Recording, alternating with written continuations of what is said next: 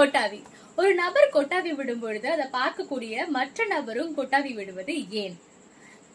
நம்ம மூளையில mirror neurons அப்படின்னு சொல்லப்படுற கண்ணாடி நியூரான்கள் இருக்கு. இந்த கண்ணாடி நியூரான்களோட வேலை என்ன அப்படின்னு கேட்டீங்கன்னா, நம்ம முகத்தை ஒரு கண்ணாடியில பார்த்தோம்னா அது எப்படி நம்ம முகத்தை நம்ம கிட்ட பிரதிபலிக்குதோ அதே மாதிரி இந்த மிரர் நியூரான்ஸும் ஒரு நபர் என்ன செய்யறாங்களோ அத பிரதிபலிக்குது. அதைதான் நம்மளும் செய்வோம்னு சொல்லப்படுது. இதே மாதிரி கொட்டாவி நம்ம யாரை பார்த்தாலும் வருமா அப்படின்னு கேட்டீங்கன்னா 3/4% எப்படி வரும்னா, நமக்கு நெருங்கிய நண்பர்கள், இல்ல நம்ம அடிக்கடி சந்திக்கக்கூடிய நபர்கள், இல்ல டெய்லி பேசிஸ்ல நம்ம பழகக்கூடியவர்கள், இல்லைன்னா நம்மளுடைய நெருங்கிய குடும்ப உறவினர்கள், இவர்கள்லாம் ஒரு செயலை செய்யும் பொழுதுதான் இந்த மிரர் நியூரான்ஸ் அதையே அவர்களிடமிருந்து வாங்கி பிரதிபலிக்குது அப்படின்னு சொல்லப்படுது. கொட்டாவி மட்டும்தான் இப்படி வருமான்னு கேட்டீங்கன்னா இல்ல.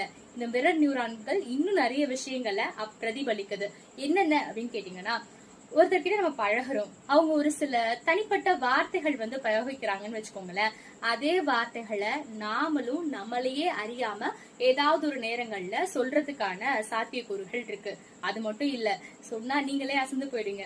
யாராவது நம்மள பார்த்து சிரிச்சாங்கன்னா நம்ம என்ன பண்ணுவோம், அதே மாதிரி நாமளும் சிரிப்போம். ஓகேவா? அது மட்டும் இல்லாம நம்ம யாராவது நம்மள பார்த்து கண்ணை சிமிட்டுறாங்கன்னா நாமளும் திரும்ப கண்ணை சிமிட்டுவோம் இல்லையா? இதே மாதிரி பல விஷயங்களை நாமளும் பிரதிபலிச்சுட்டு தான் இருக்கோம். இதற்கு முக்கியமான காரணமா கருதப்படுறது நம்மளுடைய மூளையில இருக்கக்கூடிய மிரர் நியூரான்ஸ் தான். மேலும் ஏன் அப்படிங்கிறதுக்கான விடைகளை மேலும் இருக்கக்கூடிய வீடியோஸ்ல பார்ப்போம். தற்போது விடை பெறுவது இவள் பிரியதர்ஷினி.